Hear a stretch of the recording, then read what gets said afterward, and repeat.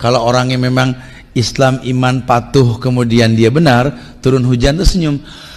Allahumma shayban nafi'an, ya Allah, hujan betul-betul membawa manfaat insyaallah. Tapi kalau yang betul-betul nggak paham, ya hujan,